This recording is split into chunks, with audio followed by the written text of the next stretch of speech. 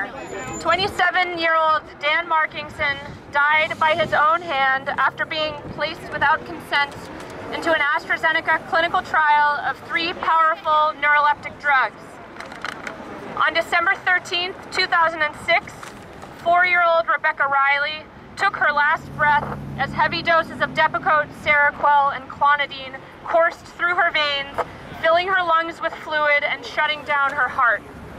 On January 5th of this year, 18-year-old Keith Vidal, who was said to be having a so-called schizophrenic episode, was tased, pinned down, and shot to death by a police officer who allegedly declared, "We don't have time for this."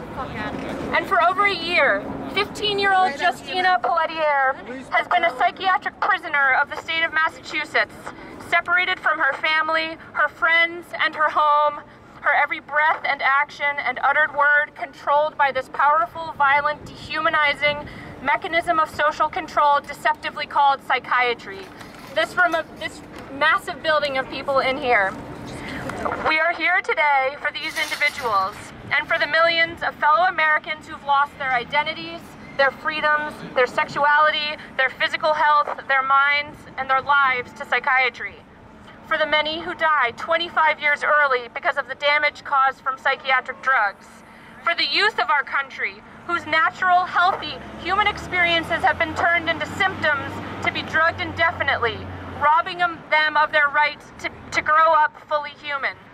We are here today because we are the lucky ones to be free. Free to have and to use our voices, to own our bodies, to be in this fresh air.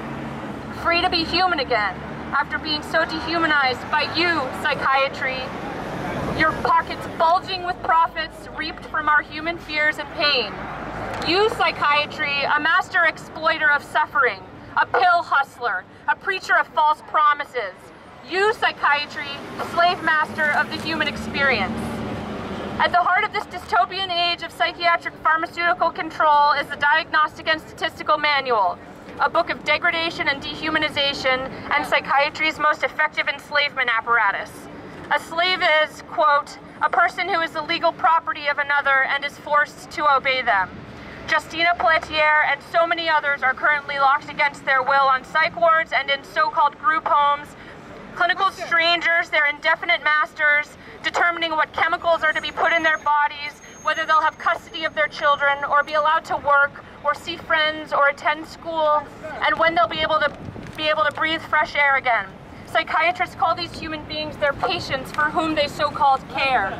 We call them psychiatric slaves, for this is what they are. Yeah. Our founding fathers declared that we are all equal, and that we are all endowed with the unalienable right to life, liberty, and the pursuit of happiness, and that when these rights are denied by our government, quote, it is the right of the people to alter or to abolish it, and to institute new government laying its foundation on such principles and organizing its powers in such form as to them shall seem most likely to affect their safety and happiness, end quote.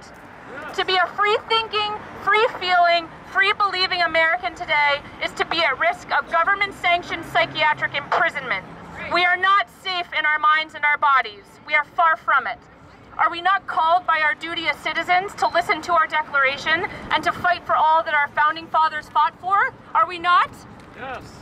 Our government is but a pawn of psychiatry. Our politicians' campaigns padded by the pharmaceutical and so-called mental health industries. Yes. The psychiatric pharmaceutical industrial complex has a lobby almost $100 million greater than any other in our country. And our elected leaders, like Representative Tim Murphy, are fighting hard to pass bills that will strip American citizens of their basic rights in the name of so-called mental health. Bills they claim are for the greater good, but that are truly for the benefit of those who stand to profit from the psychiatrization of our fellows. It's time to rise up and take back our humanity. It is time! We must start by naming psychiatry for the many things that it is. A political manipulator, a force of social and behavioral control disguised behind a facade of medical authority, a government-supported perpetrator of civil and human rights violations, a chemical rapist declaring, "This is for your own good," as it guides a syringe or pill bottle to its unwilling victim. Yes. The DSM has now reached into nearly every facet of our humanity in the name normal. The slow creep of psychiatry's influence over the last century, now deep within our homes, our schools, our foster system, our nursing homes, our prisons, and our workplaces. It has seeped into the courtroom, its skill as supreme scaremonger, altering the course of justice by manipulating words like safety, risk, and care, so that judges no longer privilege individual liberty over the tyranny of force. Psychiatry uses the media to fuel our fear of difference, of emotional suffering, and of our capacity as human beings for violence and self-destruction, as Aubrey so articulately spoke about.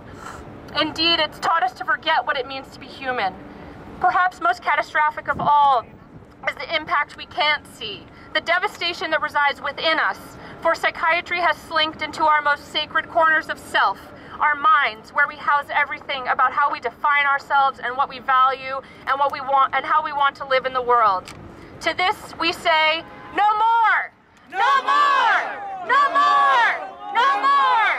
No more! It is time to fight back, to push this master out, to expose it for what it is, and to bring down its tyrannous throne, where it sits with a self-satisfied smile, petting the head of the government crouched before it. It is time for us, as a collective human family, to shed the chains of psychiatric oppression and reclaim ourselves. For you, psychiatry, have power only because we've given it to you.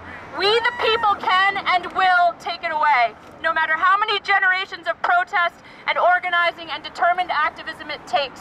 And as you convene across the street from us, strategizing about how best to spread your medical model propaganda and keep us passive, compliant, dependent, afraid, and asleep, our voices are growing ever louder, our spirits more invigorated, our message of psychiatric liberation reaching more and more of those enslaved by you. Yes. We know you are afraid. We sense it growing in your greedy belly, and we see it in the way you desperately tried to prove yourself valid.